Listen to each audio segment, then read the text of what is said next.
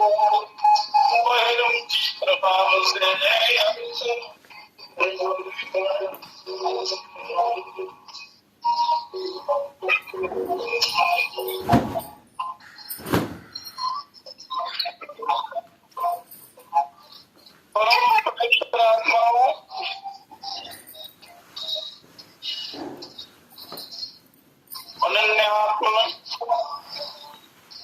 सभी प्रभु प्रेमियों को कोटि कोटि हरिओम और साधुवाद। पवित्र आत्माओं, ज्ञान के समान कोई पवित्र नहीं, ज्ञान के समान कोई पवित्र वस्तु नहीं है। ज्ञान प्रसार की ऋषि परंपरा नहीं है। 88,000 ऋषियों ने इस पृथ्वी मंडल पर दिव्य ज्ञान का प्रचार प्रसार किया, जो करोड़ों वर्ष तप करके मनुष्य के कल्याण के लिए ये ज्ञान अर्जन किया। ईश्वर की उपासना करके परोपकार की भावना से ये उन्होंने किया। तो ये सदा परोपकार करते हैं ऋषि संत और वृक्ष नदियां जैसे परोपकार करते हैं, ऐसे ये संत लोग जो है दूसरों का परोपकार करते हैं। और मनुष्य का कर्तव्य है कि उस ज्ञान को ये आचरण में लाए, उस ज्ञान को प्राप्त करे सत्संग के द्वारा, स्वाध्याय के द्वारा, वेद शास्त्रों का स्वाध्याय करके, श्रवण करके, मनन करें, चिंतन करें। तो ऋषियों की परंपरा ज्ञान साधना ही की रही है, क्योंकि करोड़ों वर्षों में भी ज्ञान के बिना कल्याण नहीं होता। चाहे कई जन्म लेने पड़े, जब तक ज्ञान नहीं होता कल्याण नहीं होता। तो आज हमारे सामने ज्ञान का जो अथाह भंडार सुरक्षित है, ये उन्हीं महर्षियों की देन है, उन योगियों की, उन गुरुओं की देन है। व्यास, वशिष्ठ, भरद्वाज, गौतम, पतंजलि आदि ऋषियों ने न केवल ज्ञान की साधना और खोज की वरना सीमित सादा जीवन बिताकर ज्ञान के प्रचार के लिए भी, उसके प्रचार प्रसार के लिए भी कार्य किया है।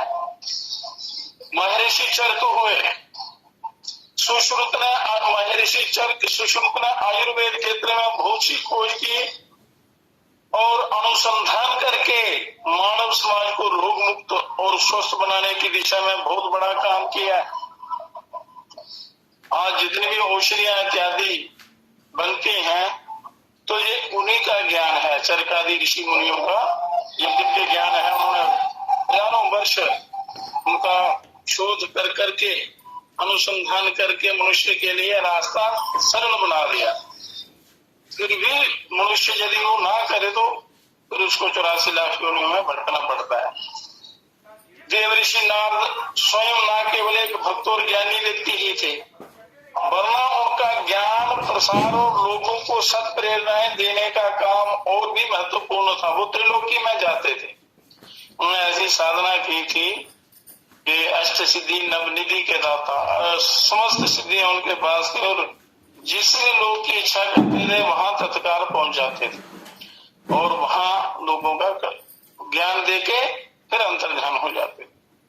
वे सदैव कीर्तन भजन गाते हुए लोगों में सदविचार और सदज्ञान का प्रचार करते रहे।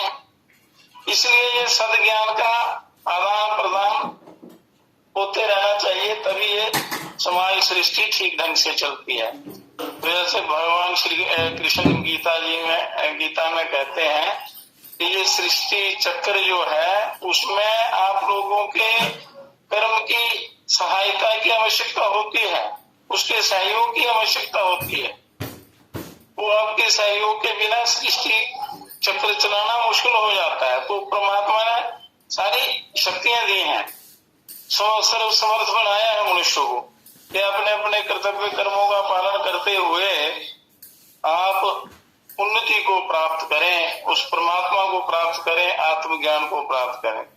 तो उन्होंने को उठाया, पापियों को शुभ मार्ग में लगाया, अधिकारी पात्रों को ज्ञान की दीक्षा देकर आत्म विकास की ओर अग्रसर किया। जो जो जितना जितना योग्य था उसके अनुसार उन्होंने ज्ञान देकर उसकी उन्नति की, उनका कल्याण किया। फिर महर्षि कन्नाद हुए। उनके बारे में प्रसिद्ध है कि वह खेतों में उपेक्षित छोड़ दिए जाने वाले अन्न के दानों को बीन कर उनसे अपने परिवार का जीवन का निर्वाह करते थे और तप करते थे और अपना अधिकांश समय ज्ञान साधना में लगाते थे। और वह चाहते तो धन अर्जन करके खूब मुष्टिपूर्ण सुखपूर्ण जीवन व्यतीत कर सकते थे, किंतु वह ज्यादा से ज्यादा समय अपनी ज्ञानोपासना में लगाना चाहते थे, दूसरों का कल्याण करना चाहते थे। स्वयं ज्ञानवान बनना और दूसरों को ज्ञानवान बनाना उन्हें संसार में सर्वश्रेष्ठ अच्छा काम मालूम होता था। तो इसलिए जीवन की आवश्यकताओं को कम महत्व देकर महर्षि कन्नाद ने संसार को ज्ञान का एक बहुत बड़ा कोष प्रदान किया है। खुद तप करके और मुश्किल से गुजारा करते थे, ज्ञान साधना अर्जन की और लोगों का बड़ा भारी कल्याण किया, बड़ा दिव्य ज्ञान दिया। ये परोपकारी लोग महर्षि परोपकारी हुए हैं, सदा परोपकार है और उनके ज्ञान का अनंत सृष्टियों तक ये प्रभाव रहता है, चलता रहता है। महर्षि पिपलाद हुए। महर्षि पिपलाद इसी तरह पीपल वृक्ष के छोटे छोटे फलों से जीवन निर्वाह करते थे। पीपल के पेड़ में जो छोटे छोटे फल लगते हैं, तो वो फल जो है बड़े ही औषधीय फल हैं वो, और शरीर को स्वस्थ रखते हैं। उनको खाकर सारे सुखों को छोड़कर उन फलों को खाकर जीवन व्यतीत करते थे। उन्होंने अमूल्य मानव जीवन को केवल जीवन निर्वाह के लिए ही लगाना श्रेष्ठ करना समझा। उन्होंने समझा कि केवल शरीर का पालन पोषण करना ये हमारा लक्ष्य नहीं है। इसका पालन करते हुए आपका मेन लक्ष्य होना चाहिए ईश्वर की प्राप्ति, प्रभु प्राप्ति। तो उनके सामने ज्ञान साधना का महत्वपूर्ण कार्यक्रम था, जिसके लिए उक्त मार्ग अपनाया उन्होंने। अब आगे आए सुखदेव जी। तो ये ऋषि परंपरा रही है परोपकार की भावना, तो मनुष्य को भी चाहिए वो भी हर प्रकार से जितना उसके पास सामर्थ्य है उसके अनुसार वो दूसरों का भला करे। सुखदेव जन्म से ही ज्ञान की खोज में निकल गए थे और संसारिक प्रलोभनों में नहीं आए, नहीं फंसे, और जीवनोद्देश्य की पूर्ति में नितांत आवश्यक आत्मज्ञान की खोज में जुटे रहे और वो ज्ञान प्राप्ति करके उन्होंने संसार को भी ज्ञान दिया, उनका भी उद्धार किया। तो आजीवन त्यागी अपरिग्रही रहकर सुखदेव जी ने ज्ञान की साधना की। इन्हीं ने महाराजा परीक्षित को भगवान की कथा सुनाई थी, भागवत की कथा सुनाई थी।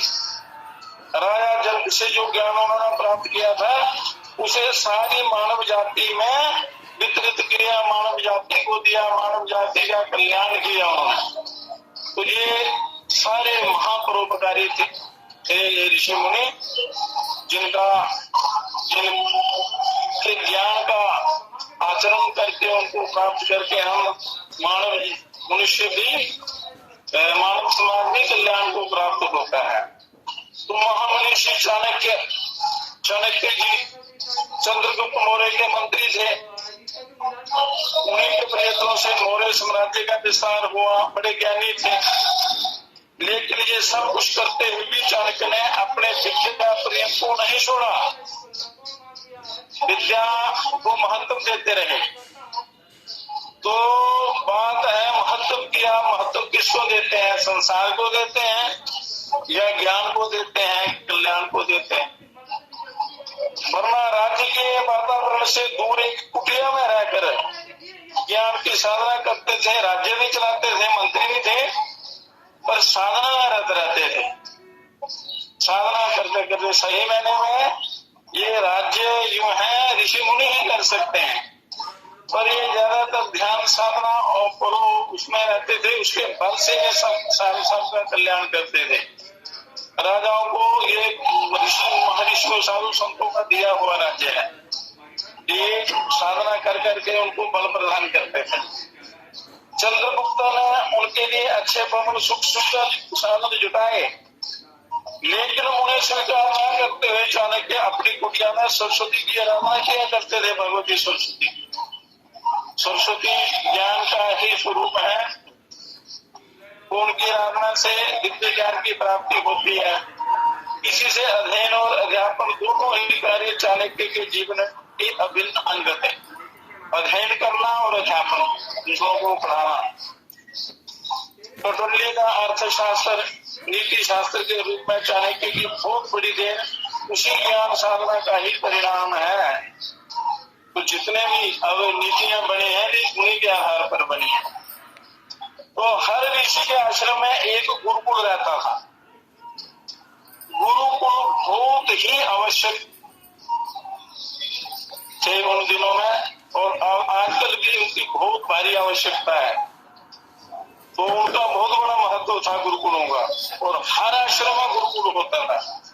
वह तपश्चर्या के साथ साथ ज्ञानोपासना को भी अपना परम पवित्र और अनिवार्य धर्म कर्तव्य मानते थे, क्योंकि ज्ञान के बिना संसार का भला हो सकता है, न ईश्वर की प्राप्ति होती है। तो उन दिनों देश भर की सारी शिक्षा व्यवस्था ऋषियों, ब्राह्मणों और संतों के जिम्मे ही थी। तो वो व्यक्ति को एक सही मनुष्य बनाते थे, मानव बनाते थे, सभ्य मानव बनाते थे, योग्य मानव बनाते थे, बड़ी शिक्षा देते थे, उसको संपूर्ण विद्वान बनाते थे। हर प्रकार का ज्ञान होता था। गुरुकुल में सारी विद्याएं सिखाई जाती थी। आजकल तो खाली पेट के लिए सिखाई जाती है, बेईमानी छल कपट करने के लिए, घूसखोरी इत्यादि। तो ये शिक्षा नहीं है, ये व्यवहारिक शिक्षा नहीं है, आत्म कल्याणकारी शिक्षा नहीं है। शिक्षा वही होती है जिससे लोग दोनों सफल हों। तो वह छोटे बड़े अनगिनत विद्यालय चलाते थे।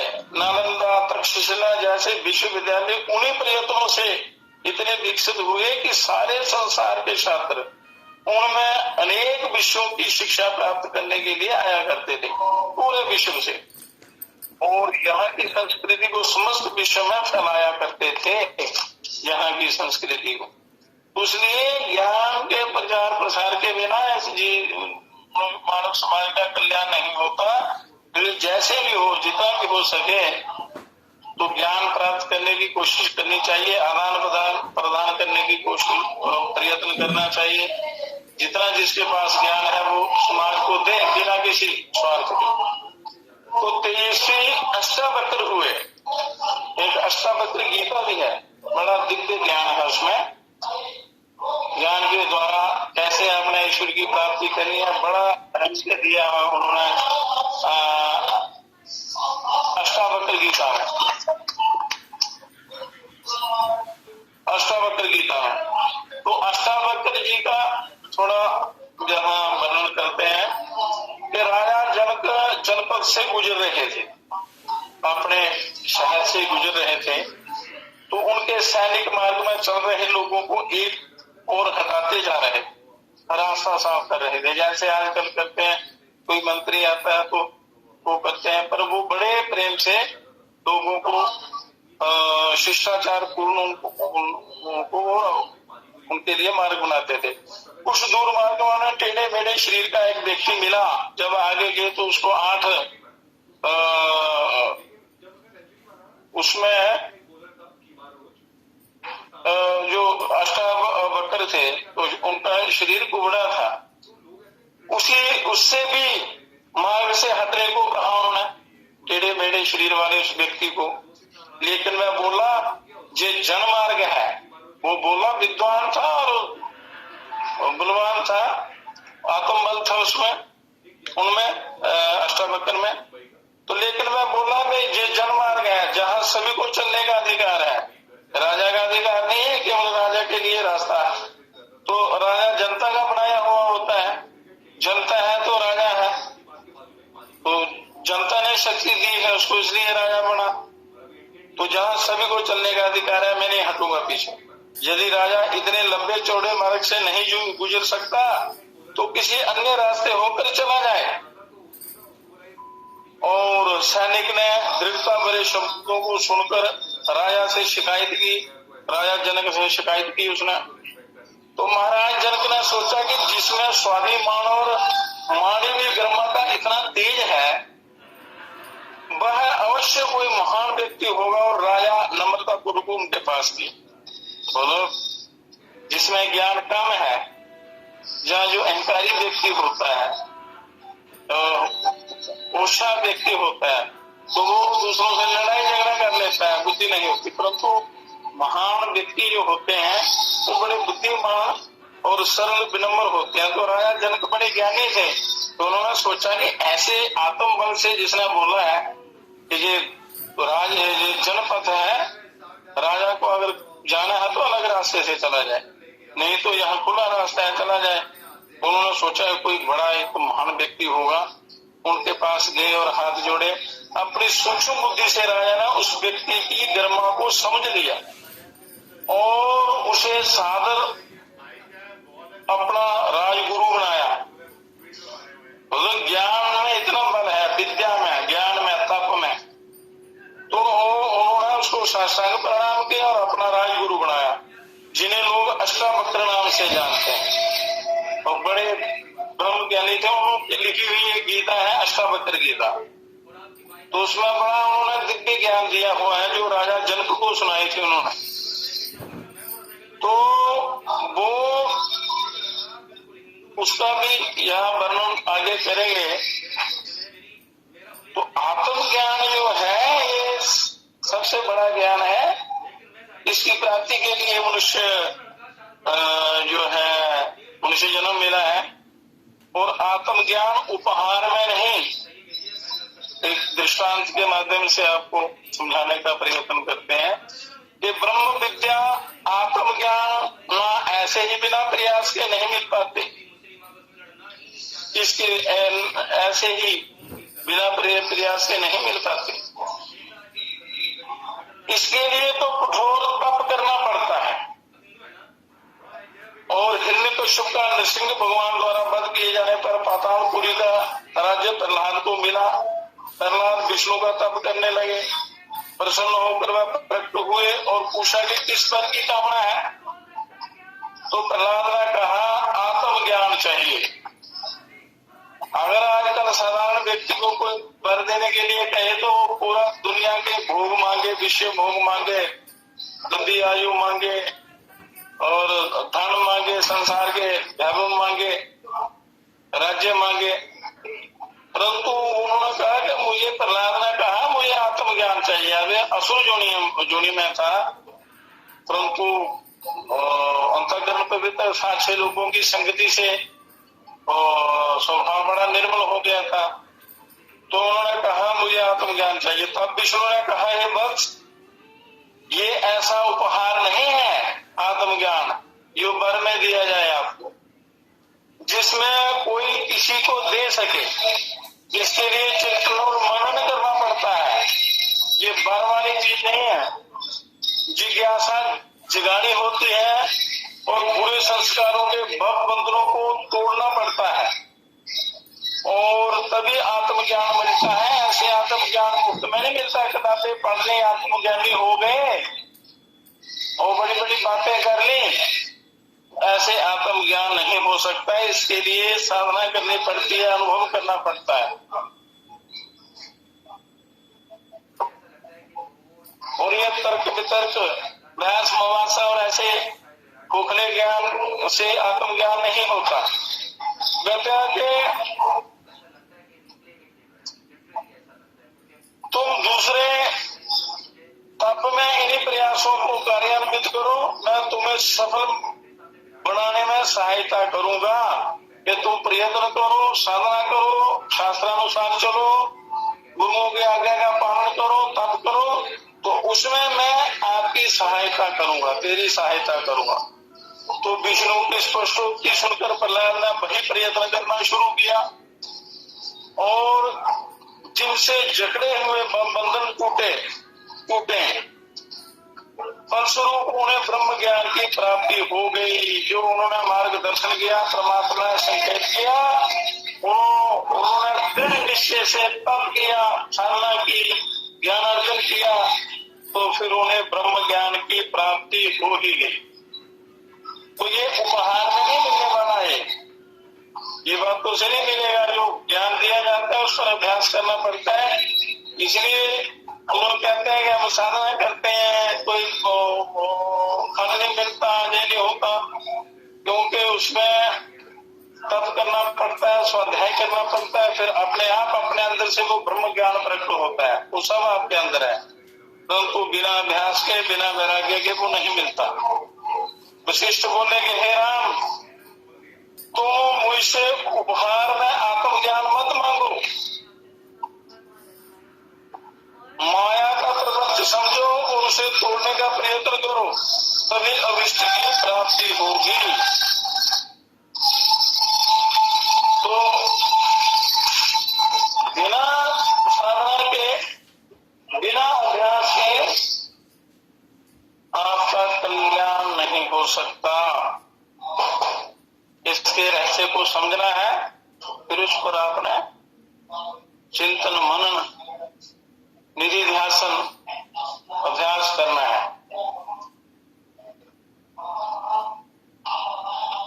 अंश और अंशी का अंतर,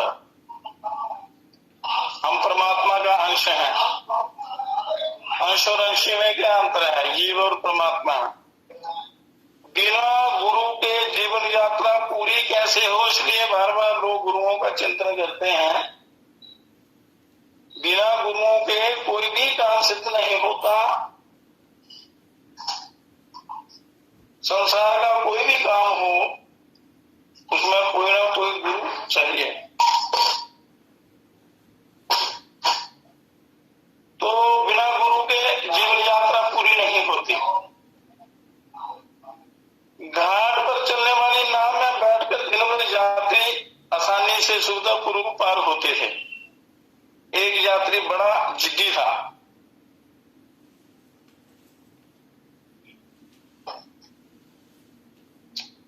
बोला नाव में बैठकर पार होने के बाद सभी कहते हैं मैं घाट पर खाली नाव में बैठूंगा और सहज ही पार हो जाऊंगा। सबने समझाया कि मांझी, डांड, किराए की व्यवस्था रहने पर ही पार हुआ जा सकता है, पर जिद्दी नाव को ही सब कुछ मानता था। पर जिसके सहारे नाव चलती है उसको उसने महत्व भी नहीं दिया। सो एक खाली नाव में बैठकर पार जाने के लिए अड़ गया, तो नाव थोड़ी ही दूर चलकर उल्ट गई और नाव तथा यात्री दोनों ही डूब गए। इस रहस्य को आपने समझना है।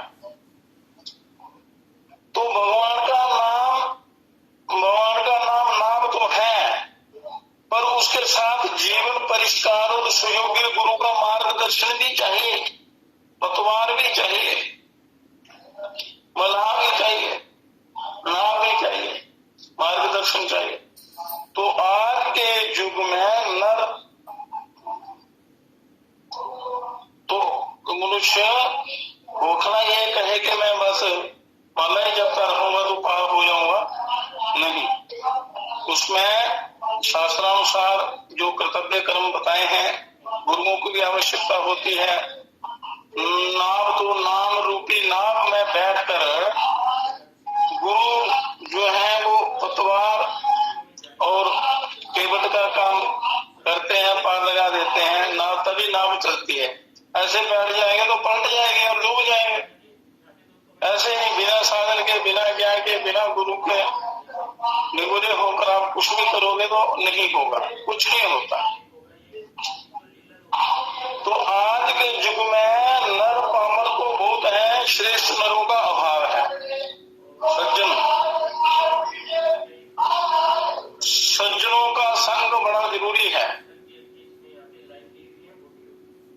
सज्जनों का, अच्छे लोगों का संग बहुत ही आवश्यक है, अन्यथा कल्याण नहीं होता।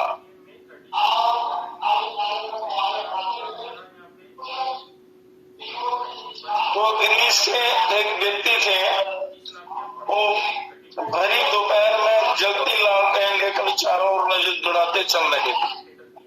तो दर्शक उन्हें जानते थे, समझे कि इनकी कोई चीज खो गई है, तो भी उनके साथ बोले।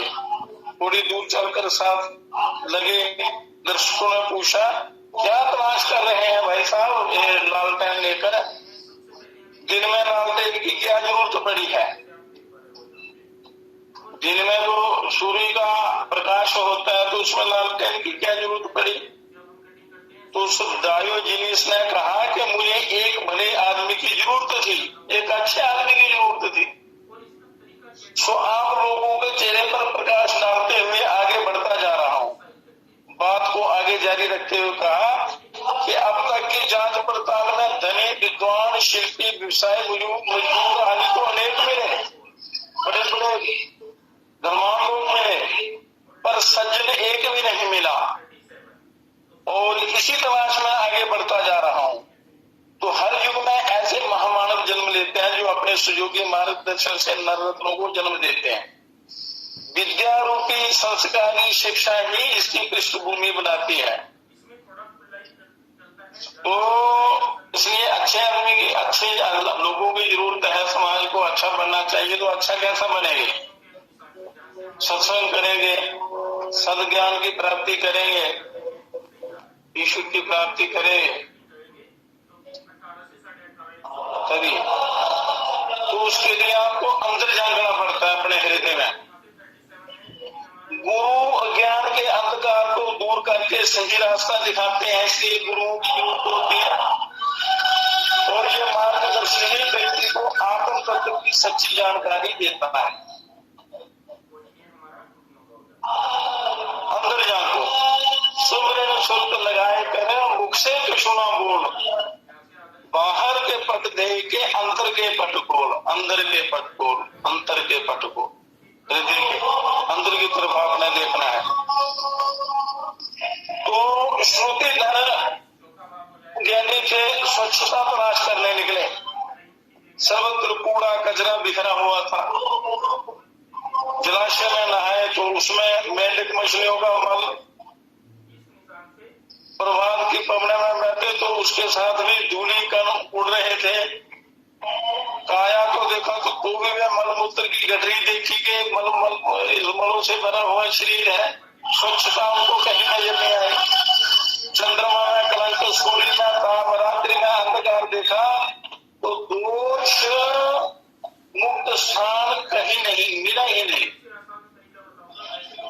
मनो अच्छा स्थान ढूंढने के लिए गए पर कुछ नहीं मिला। हर जगह उनको दोष दिखाई दिया।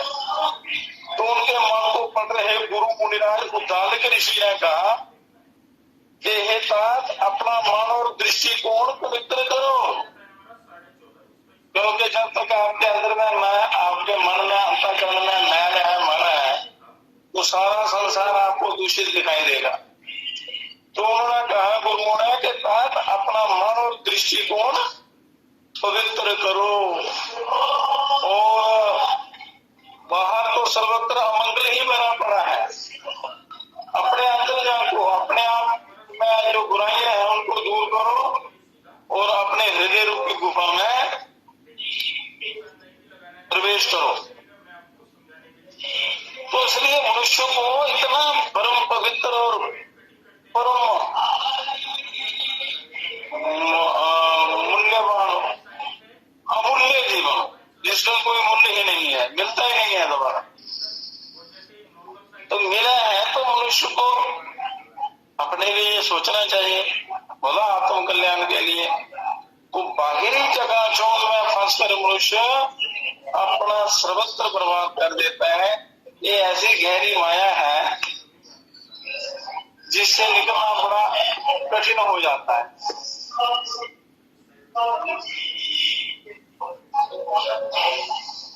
तो आहार भी और विद्या भी, तो इसमें बेसिक चीजें क्या है?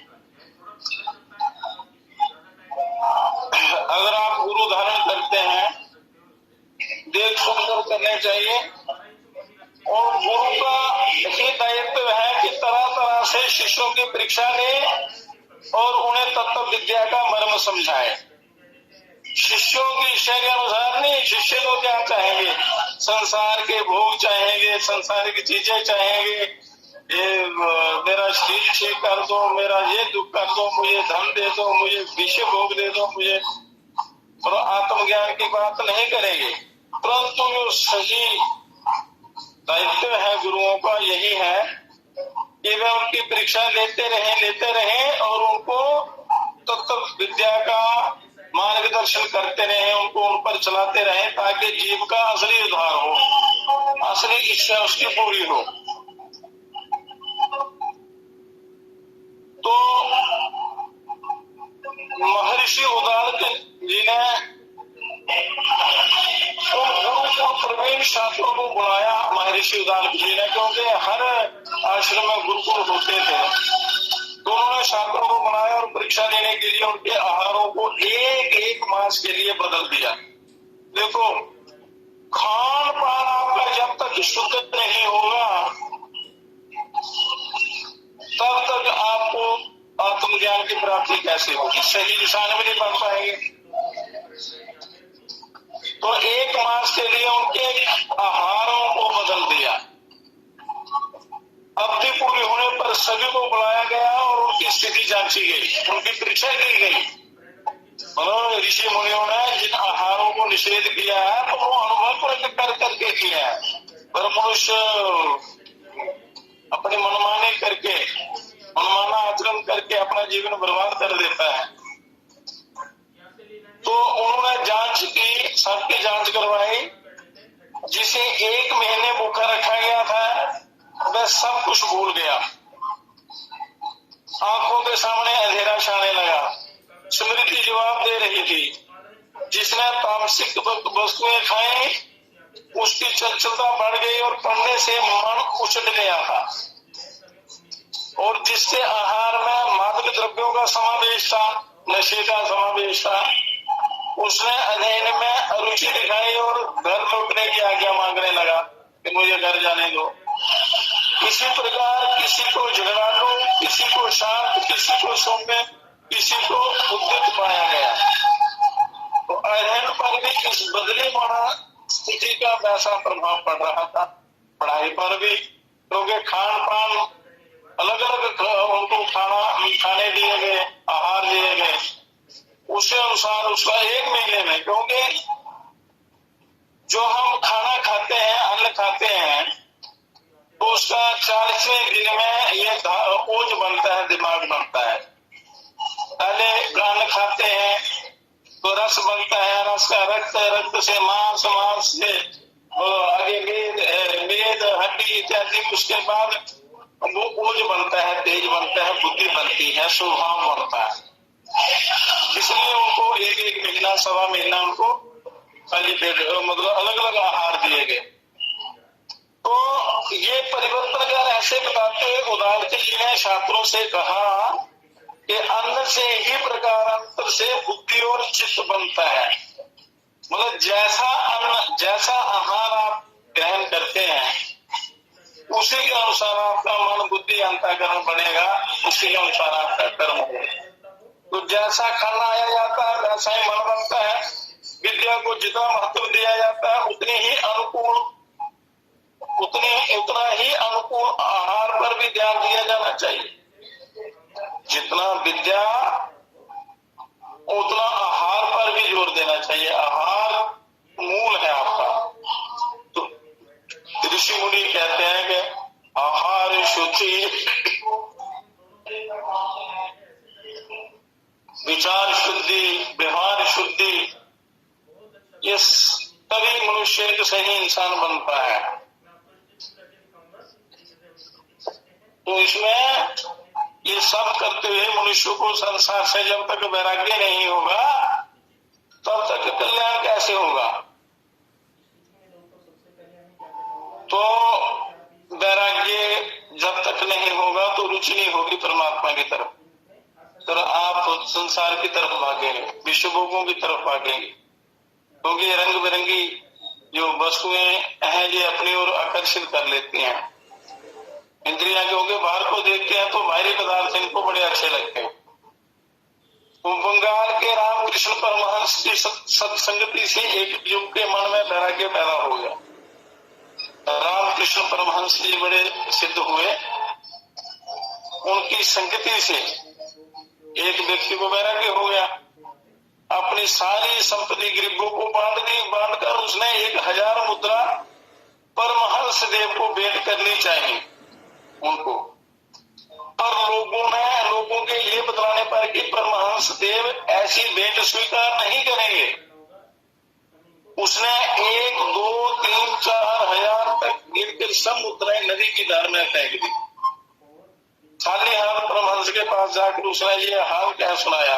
ये सुनकर परमहंस बोले, रामकृष्ण परमहंस बोले कि जिस जगह पर तुझे एक कदम उठाकर पहुंच जाना चाहिए था, वहां पहुंचने के लिए तुझे 1000 कदम उठाने पड़े। यहाँ 1 कदम से आपने पहुंच जाना था तो 1000 कदम के चक्कर में पड़ गए। इससे मालूम होता है कि अभी तेरा धन संबंधी लोभ पूरा नहीं हुआ है।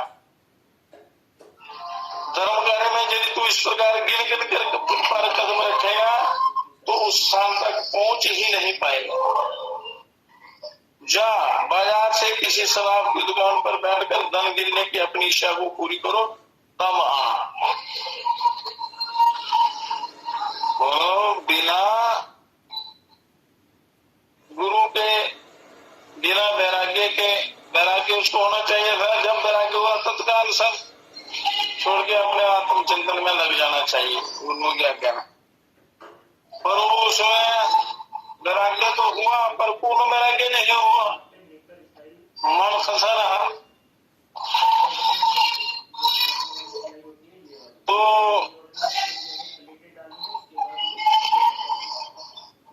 मनुष्य की भूल छोटी होती है, मूल में भूल और हानि बड़ी हो जाती है।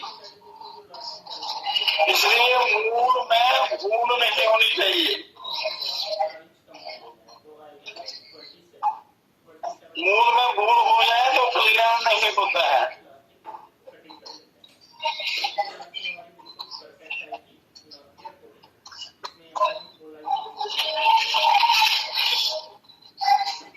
कहते हैं किसी की त्रुटि क्षम्य है, पर गुरु जैसे उत्तरदायित्व पूर्ण पद पर बैठने वाले की छोटी सी भूल भी बहुत बड़ी है। किसी साधारण व्यक्ति की त्रुटि तो क्षम्य है, परंतु आपको ऊंचा पद मिला है, दायित्व मिला है, उस पर बैठने वाले की छोटी सी गलती भी बहुत बड़ी हानि का कारण बन सकती है। उसे सोच समझकर ही अपने हाथ में महत्वपूर्ण काम लेना चाहिए जिसको कोई काम सौंपता है। जैसे किसी को कोई गुरु का पद है, कोई मंत्र बन जाता है, कोई मंत्री बन जाता है, कोई बड़ा अधिकारी बन जाता है, उसको डिग्री दी जाती है, तो उनको बड़ा सावधानी से चलना चाहिए। कहीं कोई गुना हो जाए तो उसकी बड़ी हानि होती है, छोटी सी गुण। तो कितने ही धर्म प्रेमी सीधे धर्म गुरु बादशाह के पास जाकर आग्रह करने लगे कि हे गुरुदेव, हे प्रभु, आपके शिष्य यही एक निर्वाण से हम लोग कई बार गुरु का पद स्वीकार करने के लिए वे कह चुके हैं, पर वे हर बार अनसुनी कर देते हैं। यदि आप उनसे कहें तो संभवतः आपके आदेश की अवहेलना में ना कर सकेंगे।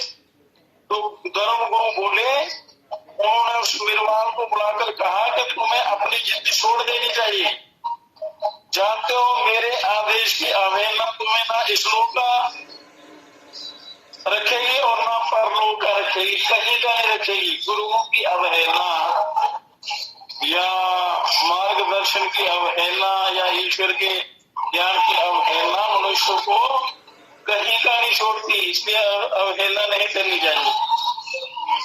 तो शिष्य का उत्तर था कि भले ही मेरे दोनों लोग चले जाएं, मुझे इस बात की चिंता नहीं, पर मैं ये उचित नहीं समझता कि जिस पद के योग्य नहीं हूँ स्वीकार कर, लोगों को गुमराह कर। गुरुओं ने कहा कि तुम अपना गुरु पद संभालने पर वो नहीं माना। फिर उसने उत्तर दिया, ठीक है, मेरे लोग नष्ट हो जाए, परंतु मैं लोगों को अंधेरे में नहीं देखना चाहता। मुझे लोग की परवाह नहीं है। जब मेरे अंदर योग्यता आएगी या मैं अपने आप को उस योग्य समझूंगा, तब मैं गुरु पद को ग्रहण करूंगा। ऐसे नहीं तो आजकल गुमराह करने वाले ही हैं तकरीबन। बहुत कम लोग हैं जो सही मार्गदर्शन करते हैं और कम लोग हैं जो अच्छे लोग हैं, अच्छाई की जो तरफ चलते हैं, सच्चाई को जो ग्रहण करते हैं। तो भूल छोटी हानि बड़ी, भूल छोटी सी भी भूल बड़ी हानि कर देती है। तो कहते हैं एक नगण्य सी भूल बहुत कुछ कर दिखा सकती है। शुक्र ग्रह की खोज खबर लेने के लिए सन 1972 में अमेरिका ने मेरीनर 1 अंतरिक्ष में छोड़ा था, पर उस योजना पर खर्च हुए करोड़ों डॉलर बेकार चले गए। रॉकेट अपने रास्ते से भटक कर कहीं और चला गया, कहीं भटक गया रास्ते से। इस असफलता का कारण था, इसकी जांच बैठाई गई। पता चला कि यात्रा पथ निर्धारित करने में जो गणित किया गया था, जो कैलकुलेशन की थी, उसमें एक स्थान पर एक ऋण चिन्ह एक डैश जैसी डाली थी। गणितकर्ताओं की भूल से छूट गया था। उतनी सी छोटी भूल ने संसार भर में अंतरिक्ष विज्ञानियों को नीचा दिखा दिया। तो सारा प्रयत्न जो था वो असफल रहा।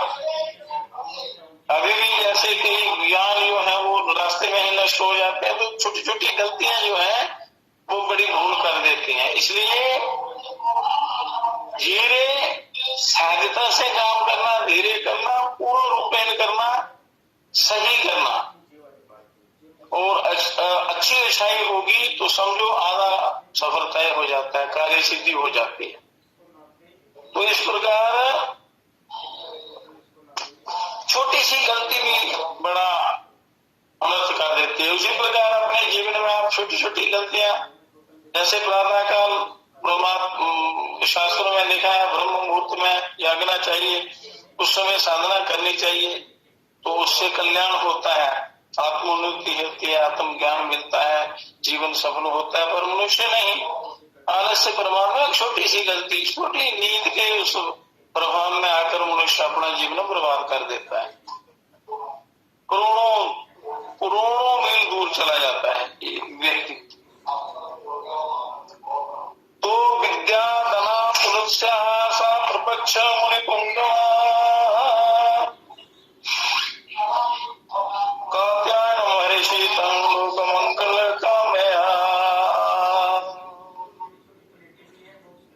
ओम पूर्णमदा पूर्णमिदं पूर्णात् पूर्णमुदच्यते पूर्णस्य पूर्णमादाय पूर्णमेवावशिष्यते।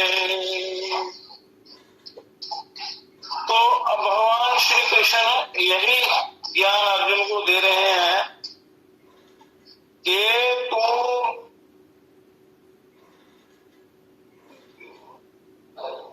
अपने कर्तव्य कर्म का शास्त्रानुसार उसका पालन कर, अन्यथा ये भूल जो है कि आज तेरे में जो अकर्मण्यता आ गई है कि मैं युद्ध नहीं लड़ूंगा,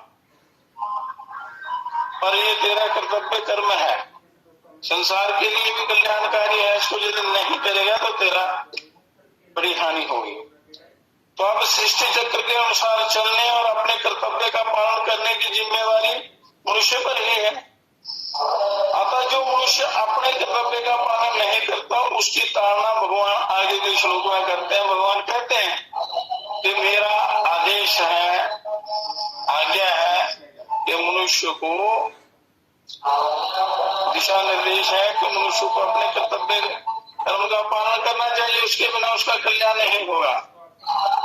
जो नहीं करता है उसको क्या कहते हैं भगवान, एवं प्रवर्तितं चक्रं नानुवर्तयति ह्रियाः अघायुरिन्द्रियाणां मोघं पार्थं सजीविता।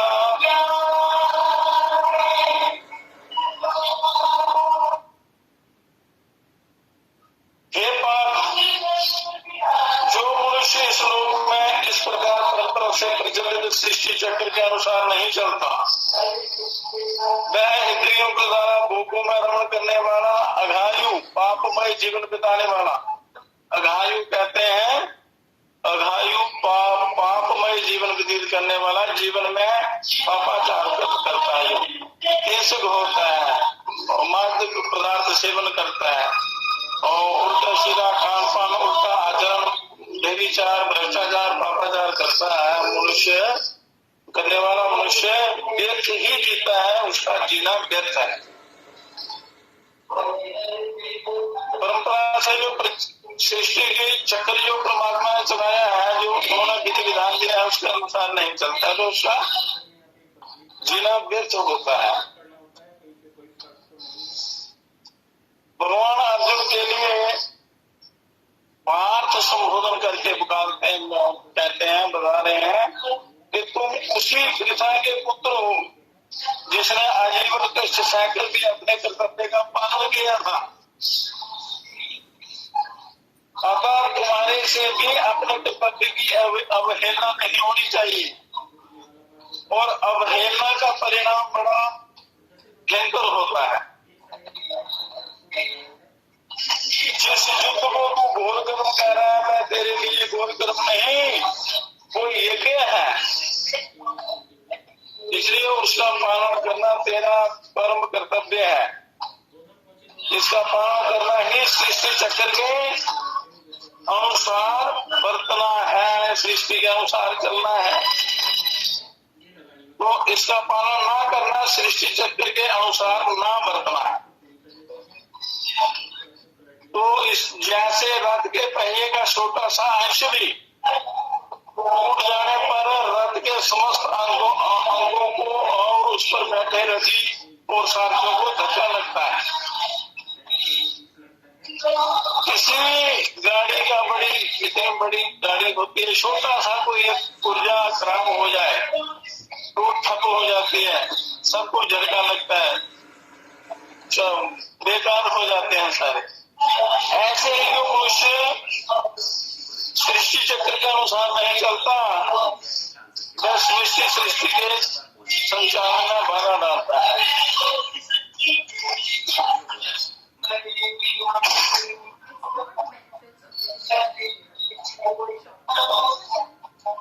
संसार और व्यक्ति दो वस्तु नहीं है, संसार और व्यक्ति होंगे ये एक ही है। जैसे शरीर का अंगों के साथ और अंगों का शरीर के साथ घनिष्ठ संबंध है, ऐसे ही संसार का व्यक्ति के साथ और व्यक्ति का संसार के साथ घनिष्ठ संबंध है। जब व्यक्ति कामना, ममता, आसक्ति और अहंकार का त्याग करके अपने कर्तव्य का पालन करता है, तब उससे संपूर्ण सृष्टि में स्वतः सुख पहुंचता है। जो मनुष्य कामना, ममता, आसक्ति आदि से युक्त होकर इंद्रियों के द्वारा भोग भोगता है, उसे जहाँ भोगों में रमण करने वाला कहा गया है, ऐसा मनुष्य पशु से भी नीचा है, जो दिन रात भोगों में लगा रहता है। तो पशुओं से भी नीचा है, क्योंकि पशु फिर भी मर्यादा में रहते हैं, तो मनुष्य की कोई मर्यादा नहीं। मर्यादा शास्त्रों में बताई है, पर मर्यादा को उल्लंघन कर देता है, उसका अवहेलना करता है और कीड़े गुणों की तरह, पशुओं की तरह विषय भोगों में लग जाता है।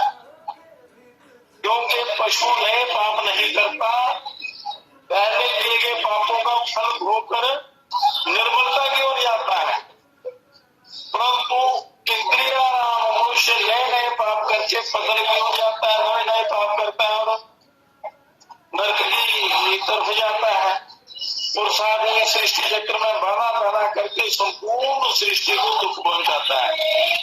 तो जो आंख अस्थायी होते हैं, दुष्ट लोग होते हैं, बुरे स्वभाव के लोग होते हैं, तो संसार का वो पतन करते हैं। अघायु सृष्टि चक्र के अनुसार न चलने वाले मनुष्य की आयु, उसका जीवन केवल पापमय है।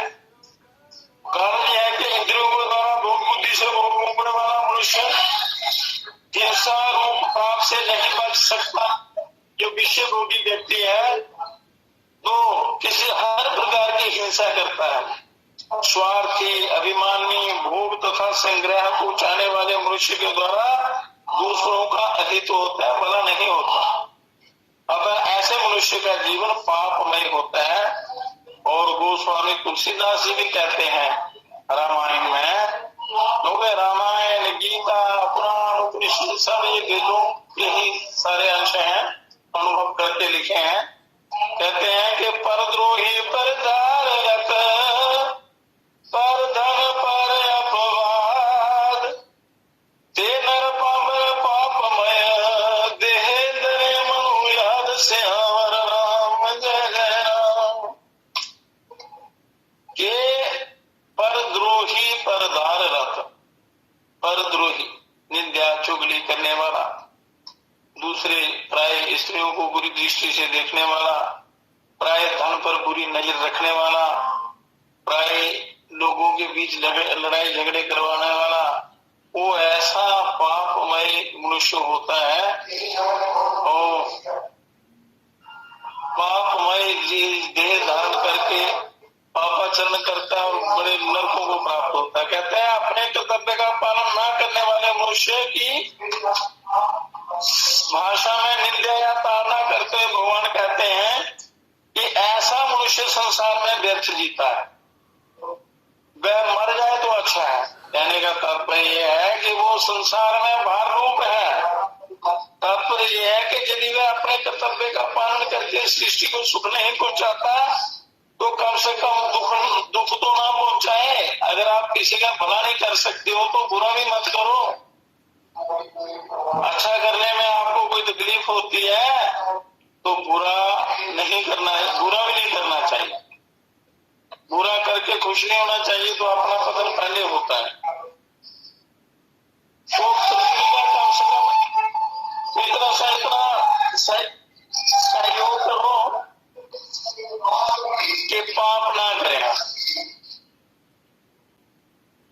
जैसे भगवान श्री राम के वनवास के समय अयोध्या वासियों के चित्रकूट आने पर कोल, किरात, भील आदि जंगली लोगों ने उनसे कहा था कि हम आपके वस्त्रों बर्तन नहीं छुआ लेते, यही हमारी बहुत बड़ी सेवा है। तो जो पापी लोग हैं उनकी सेवा यही है कि वो पाप ना करें, दूसरों को दुख ना दें, यदि अच्छा नहीं कर सकते तो बुरा ना करें। ये हमारे अति बड़ी सेवकाई ले ही ना वासन बसन चराई। ऐसे ही अपने कर्तव्य का पालन ना करने वाले मनुष्य कम से कम सृष्टि चक्र में बाधा ना डाले, तो ये उनकी सेवा है। तो इसलिए सृष्टि चक्र के अनुसार ना चलने वाले मनुष्य के लिए भगवान पहले तेन एवसा कि वह चोर ही है, और भुंज देते स्वघम कि वह पाप को ही खाते हैं, इस प्रकार कहा। और अब वह पापायु और इंद्रिय राम है, ऐसा कहकर उसके जीने को व्यर्थ बताते हैं। जो पापी है, पापाचारी है, चोर है, निंदक है, व्यभिचारी हैं, तो इस प्रकार मनुष्य को ठीक यथार्थ ज्ञान जो है उसकी प्राप्ति करके परमात्मा की तरफ जाना चाहिए, अपना उद्धार करना चाहिए, अपना कल्याण करना चाहिए, अपना कल्याण करना चाहिए। इसलिए भगवान कहते हैं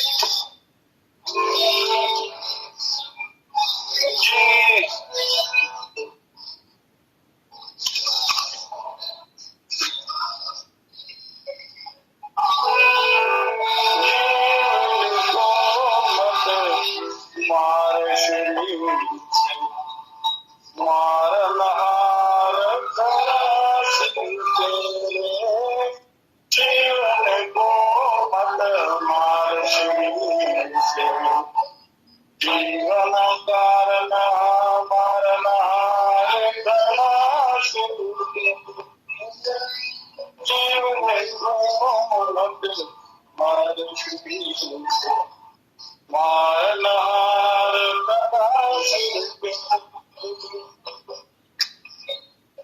जीव मार कर अमर न हो, जीव मार कर अमर न हो, क्यों करता फिर पाप, क्यों करता फिर पाप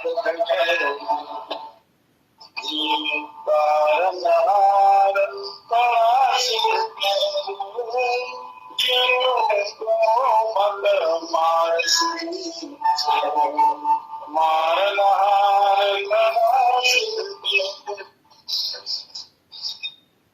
मांस खाए तना मांस बढ़ाए, मांस खाए तना मांस बढ़ाए, सो तनाया तना संग चले,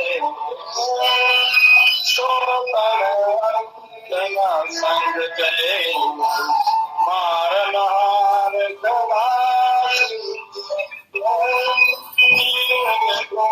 मत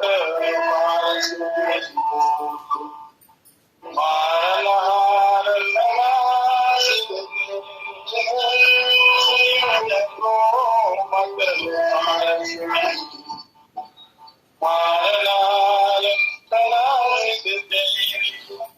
संत कहते हैं कि मांस खाकर मनुष्य शरीर को बढ़ाता है, वही शरीर जो है अंत समय में तेरे साथ नहीं जाएगा, यही रह जाएगा। और क्यों ये खाकर पाप कमाता है, इसलिए ऐसा बिल्कुल कभी भूल कर भी नहीं करना चाहिए।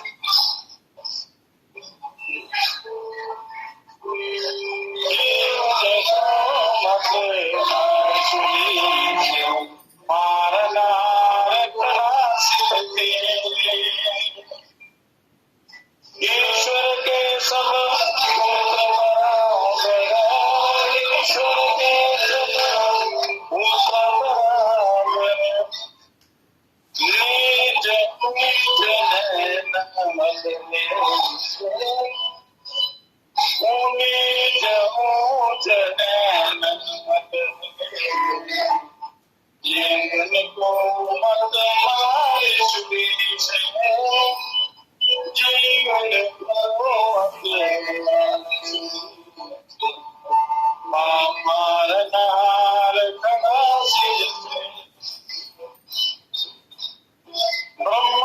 ब्रह्मानंद धर्म ब्रह्मानंद दया धर्म जाननहार जाननहार मारनहार जीवन मत मारिष्टि, मारनहार मारनहार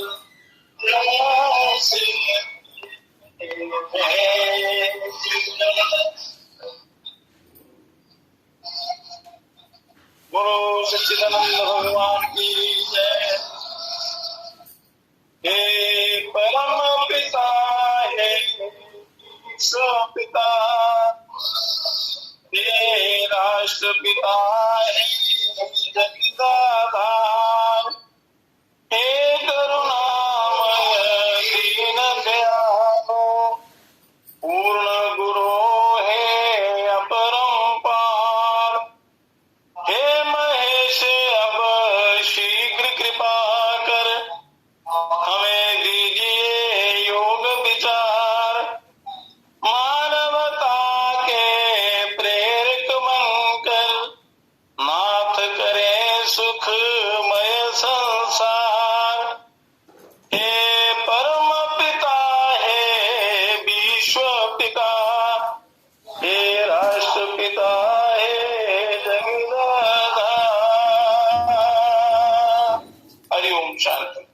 सबको नमस्कार। हरि ओम नमो नमः।